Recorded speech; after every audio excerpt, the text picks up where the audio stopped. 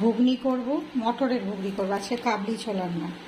আমার ছেলে কাবলি ছোলাটা খুব ভালোবাসে, আর আমার বড়ও খুব ভালোবাসে, কিন্তু আমি একটু মটরের ঘুগনিটা বেশি ভালোবাসি। তাই একটু জিরে ফোড়ন, তেজপাতা আর শুকনো লঙ্কা ফোড়ন দিয়ে দিলাম।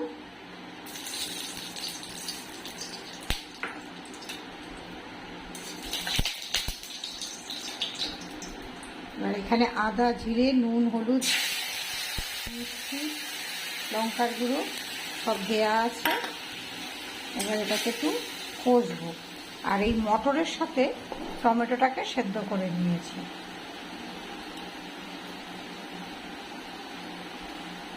খোসাটা একটু ফেলে দেবো।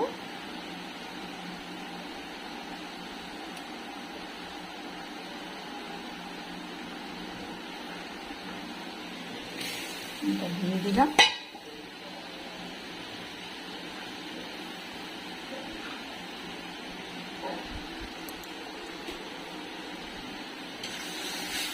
এটাকে একটু ভালো করে কষবো।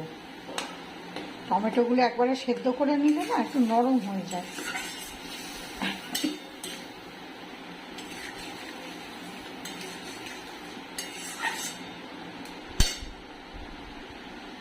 আর এই যে ধনেপাতা কুচিয়ে রেখেছি, প্রেসার কুকারে মটর সেদ্ধ করা হয়ে গেছে।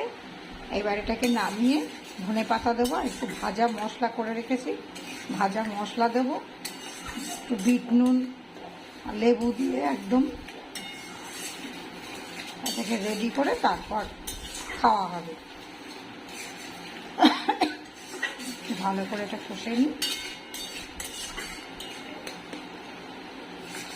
আমার আবার মটরের ঘুগনিটা ভীষণই ভালো লাগে, একটু নারকেল দিলে ভালো হয়, কিন্তু নারকেল আবার ছেলে খেতে চায় না, ওই জন্য নারকেল দিইনি, এমনিই করছি প্লেন।